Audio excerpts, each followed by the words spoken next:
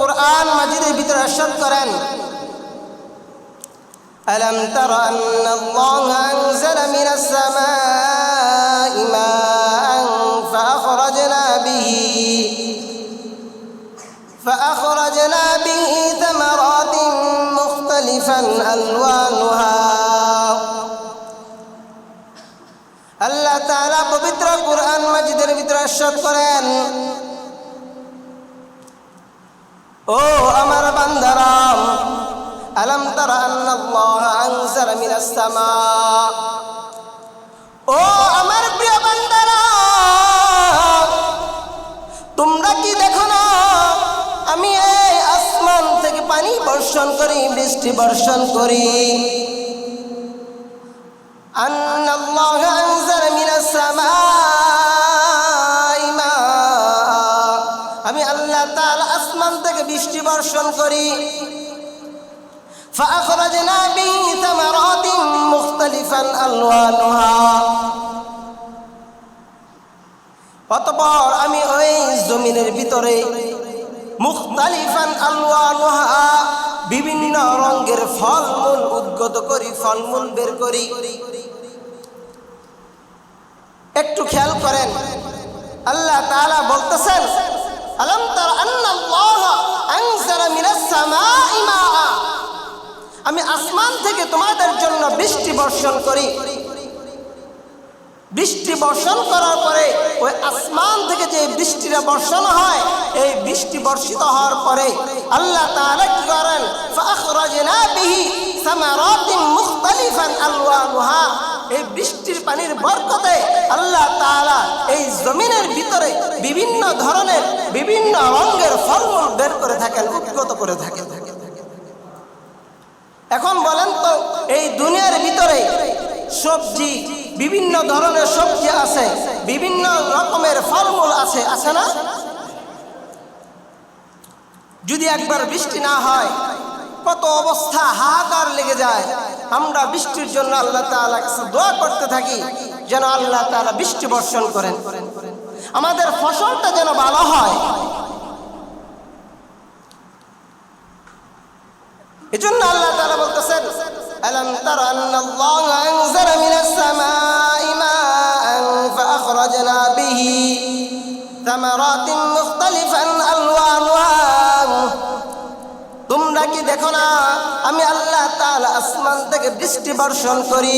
ফাআখরাজনা বিহি সামারাতিন মুখতালিফান আলওয়ানুহা, অতঃপর আমি এই জমিনের ভিতরে বিভিন্ন রকমের বিভিন্ন কালারের ফলমূল উদ্গত করে থাকি।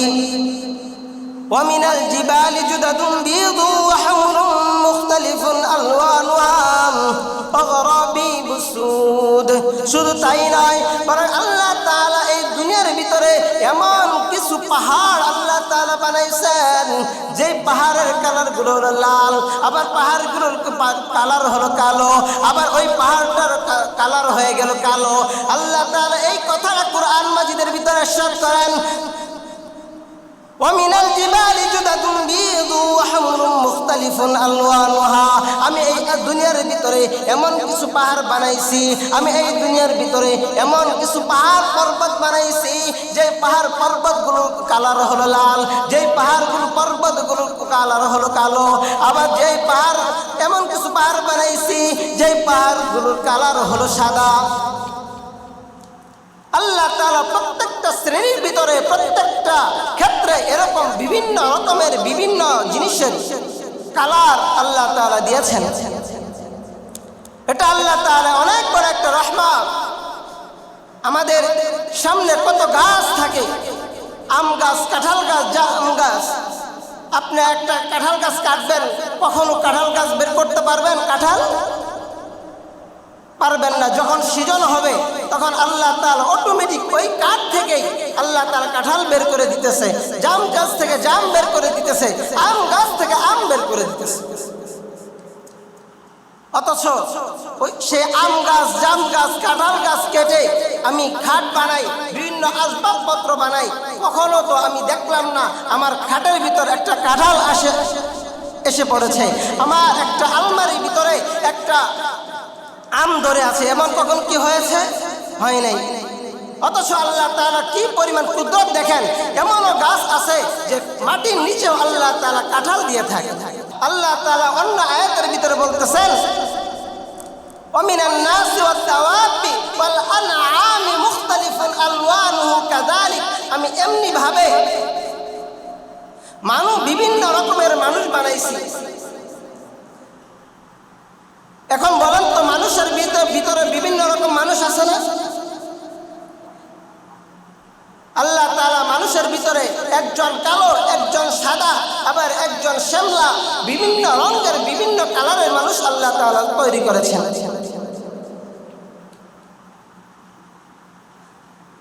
আবার চতুষ্পদ জন্তুর ভিতরে আল্লাহ তাআলা এরকম করেছেন, গরু, ছাগল, হাঁস, মুরগি, এর ভিতরে আল্লাহ তাআলা বিভিন্ন কালার, বিভিন্ন ডিজাইন করে দিয়েছেন, লাল, সাদা, কালো, বিভিন্ন রকমের আল্লাহ তাআলা বানিয়েছেন। এর দ্বারা বোঝা যায় আল্লাহ তাআলার কত বড় একটা কুদরতওয়ালা, আল্লাহ তাআলা কত বড় রহম করনেওয়ালা। আমাদের ভিতরে বিভিন্ন ফলের বিভিন্ন স্বাদ, বিভিন্ন জিনিসের বিভিন্ন আইটেম আল্লাহ তাআলা করে দিয়েছেন। সব কিছু আল্লাহ তাআলার পক্ষ থেকে একটা বিশেষ বড় একটা নিয়ামত আমাদের জন্য। যে আল্লাহ তাআলা আমাদেরকে এত কিছু করলেন, এত কিছু দিলেন, ওই আল্লাহ তাআলার শুকরিয়া আদায় করার দরকার আছে না? আল্লাহ তাআলার ব্যাপারে আমাদের জানার প্রয়োজন আছে না? আছে।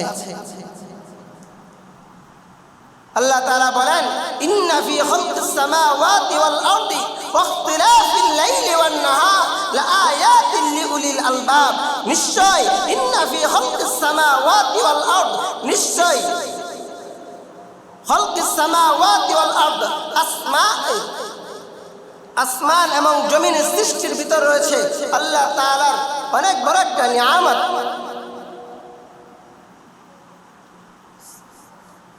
লাআয়াতিন লিউলিল আলবাব, এই জিনিসটা কারা বুঝবে? যারা আল্লাহ তাআলার যারা ইলম আছে, তারা এই জিনিসটা অনুধাবন করতে পারবে, বুঝতে পারবে।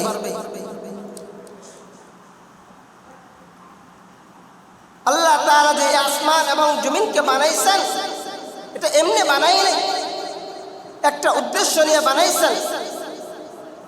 এজন্য আল্লাহ তাআলা বলেন, ইন্না ফি খালকিস সামাওয়াতি ওয়াল আরদি ওয়া ইখতিলাফিল লাইলি ওয়ান নাহারি লাআয়াতিন লিউলিল আলবাব। আল্লাহ তাআলা আসমান এবং জমিনের রাত এবং দিনের পরিবর্তন যেটা হয়, এটা আল্লাহ তাআলা জ্ঞানীদের জন্য, তারা যেন এই আল্লাহ তাআলা নিয়ামতটাকে বুঝতে পারে, এজন্য আল্লাহ তাআলা বানাইছেন।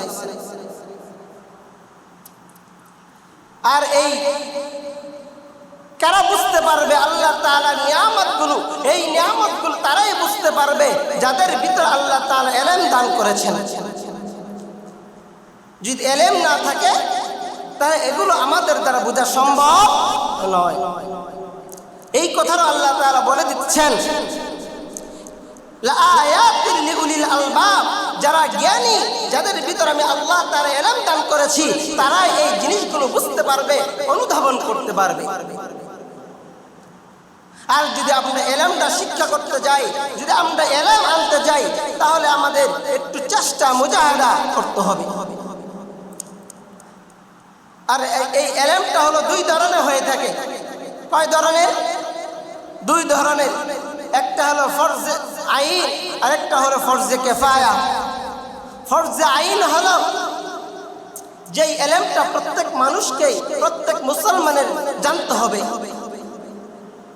কোন কাজ করলে আপনার ঈমান চলে যাবে, কোন গুনাহ করলে আপনার কবিরা গুনাহ হবে, সগীরা গুনাহ হবে, কোন কাজ করলে এটা শিরক হবে, কোন কাজ করলে আপনার নামাজ ভেঙে যাবে, এই ইলমগুলো আপনার জানা থাকতে হবে।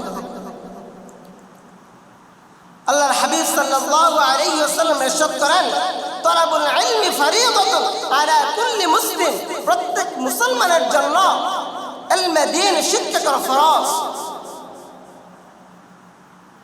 যতটুকু ইলম না শিখলে আল্লাহর ইবাদত বন্দেগী সঠিকভাবে করা যাবে না, ওই পরিমাণে ইলম অর্জন করা ফরজ। এতটুকু এলেম আপনাকে শিখতেই হবে। আমরা নামাজ পড়তেছি, আমার নামাজ কিভাবে পড়তে হবে, আমার নামাজ কিভাবে আল্লাহ তাআলার কাছে গ্রহণযোগ্য হবে, যদি এই জিনিসটা আমি না জানি আর এই জিনিসটা যদি আমার ভিতরে না থাকে, তাহলে আমার নামাজটা সঠিক হচ্ছে না ব্যাঠিক হচ্ছে এটা তো আমি বুঝতেই পারবো না। আমি একজন আরেকজনের সাথে কথা বলতেছি, এমন কথা বলে ফেলছি যে আমার ঈমান চলে গেছে, কিন্তু আমি জানি না। এজন্য এই ইলমগুলো আমার শিখতে হবে, জানতে হবে, বুঝতে হবে। এজন্য আল্লাহ হাবিব সাল্লাল্লাহু আলাইহি ওয়াসাল্লাম বলেছেন, তালাবুল ইলমি ফরিদাতুন আলা কুল্লি মুসলিম, ইলমে দ্বীন শিক্ষা করা প্রত্যেক মুসলমানের জন্য ফরজ। অন্য আয়াতের ভিতরে, হাদিসের ভিতরে আল্লাহ হাবিব সাল্লাল্লাহু আলাইহি ওয়াসাল্লাম ইরশাদ করেন, উদ্দু আলিমান আও মুতাআল্লিমান আও মুস্তামিআন আও মুহিব্বান ওয়ালা তাকুনিল খামিসাতা ফাতাহলি। আল্লাহর হাবিব সাল্লাল্লাহু আলাইহি ওয়াসাল্লাম ইরশাদ ফরমান, তুমি আলেম হও, উদ্দু আলিমান, তুমি আলেম হও, আও মুতাআল্লিমান, তুমি আলেম হইতে পারলা না, সমস্যা নাই, আও মুতাআল্লিমান, তুমি ছাত্র হয়ে যাও। তুমি আলেম হতে পারো নাই, সমস্যা নাই, তুমি ছাত্র হয়ে যাও। আও মুস্তামিআন, তুমি ছাত্রই হতে পারো নাই, সমস্যা নাই, তুমি আও মুস্তামিআন, তুমি ওই উলামায়ে কেরামদের সাথে সহবতে থাকো, উলামায়ে কেরামদের সহবতে থাকো।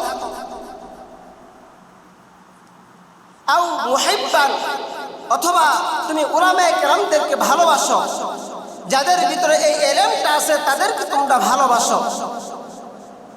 তুমি আলেম হতে পারলা না, তুমি ছাত্র হতে পারলা না, তুমি আলেমের অনুসারীও হতে পারলা না। 4 নাম্বার, তুমি আলেমকে মুহাব্বতকারীও হতে পারলা না। তাহলে আল্লাহর হাবিব সাল্লাল্লাহু আলাইহি ওয়াসাল্লাম বলেন, ওয়ালা তাকুনিল খামিসাতা, তাহলে তুমি কখনো 5 নাম্বার ব্যক্তি হয়ো না, তাহলে ফাতাহলি, তুমি ধ্বংস হয়ে যাবে। আল্লাহর হাবিব সাল্লাল্লাহু আলাইহি ওয়াসাল্লাম এই 5 নাম্বার ব্যক্তি হওয়া থেকে নিষেধ করেছেন।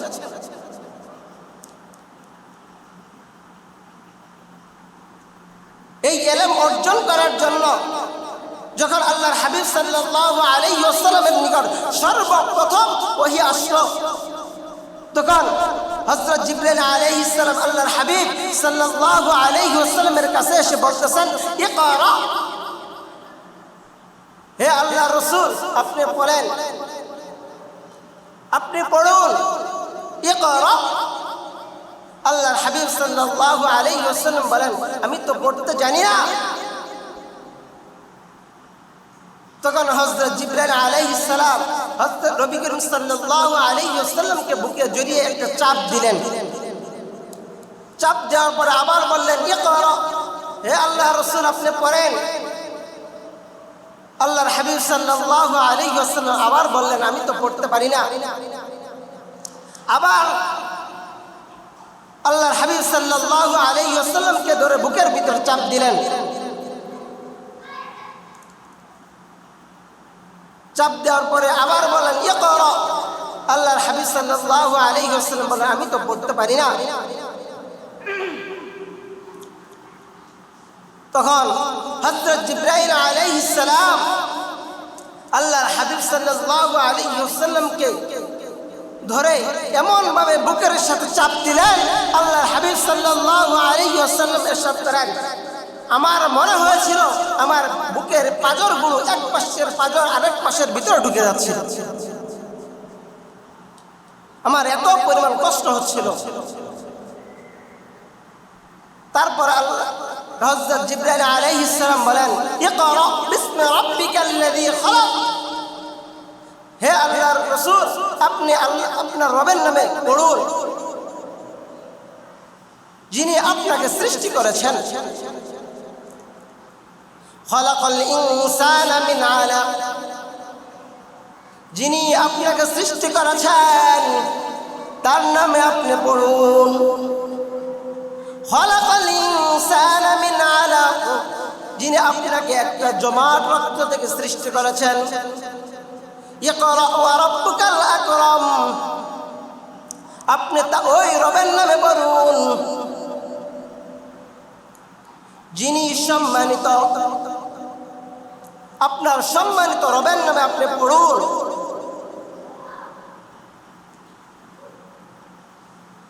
আল্লাহর হাবিব সাল্লাল্লাহু আলাইহি ওয়াসাল্লামকে আল্লাহ তাআলা ইলম শিক্ষা দিয়েছেন, কিন্তু আল্লাহ হাবিব সাল্লাল্লাহু আলাইহি ওয়াসাল্লামকে দুনিয়ার কোনো মানুষের কাছে ইলম শিক্ষা দেন নাই, বরং আল্লাহর হাবিব সাল্লাল্লাহু আলাইহি ওয়াসাল্লামকে সরাসরি হযরত জিবরাইল আলাইহিস সালামের মাধ্যমে ইলম শিক্ষা দিয়েছেন।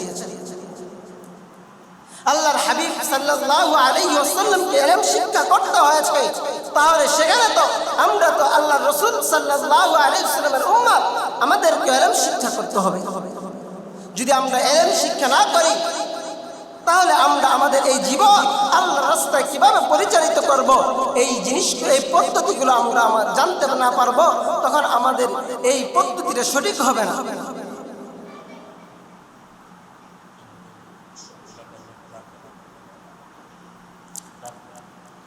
সমাজবাসী যারা আছেন, একটু মেহেরবানি করে মসজিদের ভিতরে চলে আসি,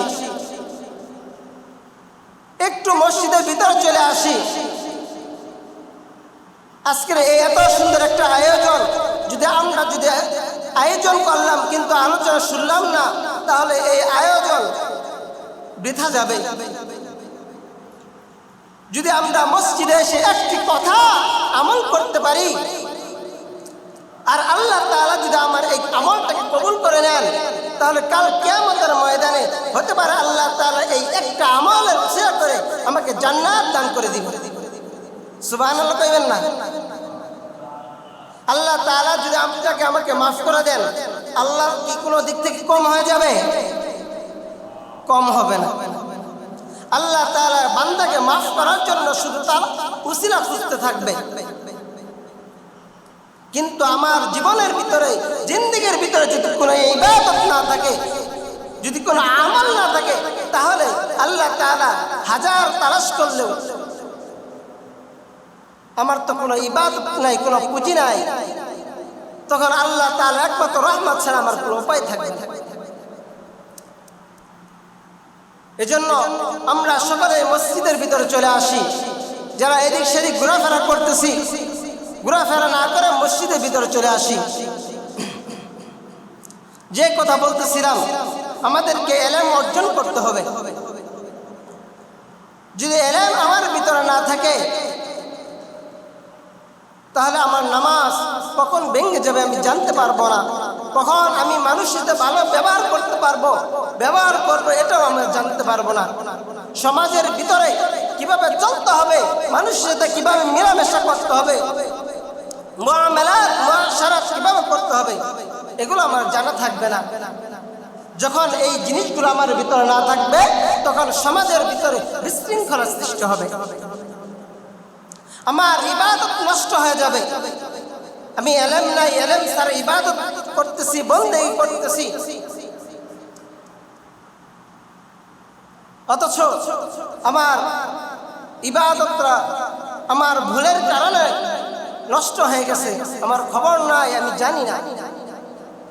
তাহলে আমি যতই ইবাদত করি, যতই আমল করি না কেন, ওই আমল, ওই ইবাদত আমার কোনো কাজে আসবে না।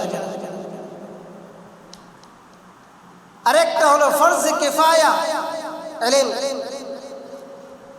যেই ইলমটা এই ওয়াজ মাহফিলের মাধ্যমে জানা যায়, উলামা কেরামের সোহবতে গেলে জানা যায়, ইমাম সাহেবদের কাছে জিজ্ঞাসা করলে জানা যায়, কোন পীর মুরিদের কাছে গেলে জানা যায়। এটা হলো ফরজে কিফায়া। ফরজে আইন স্বীকার করে আপনি যে ইলমটা শিখবেন, সেটা হলো ফরজে কিফায়া।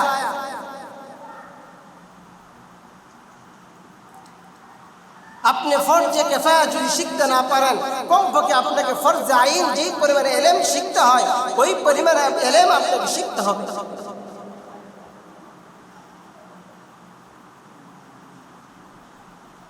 এজন্য এই মসজিদের ভিতরে মাগরিবের নামাজের পরে কুরআন শিক্ষা দেওয়া হয়। মাগরিবের পরে তো কোনো কাজ থাকে না, সারাদিন কাজকর্ম করি, কাজকর্ম করার পরে মাগরিবের পরে একটু রেস্ট নেই, আরাম করি। তখন যদি মাগরিবের নামাজটা আদায় করে যদি আমরা আল্লাহ তাআলার কালামটা শিখতে পারি, শিক্ষা করতে পারি, তাহলে এটা আমাদের জন্য একটা নিয়ামত। আমাদের শিক্ষা করার দরকার আছে না? শিক্ষা করবেন তো ইনশাআল্লাহ।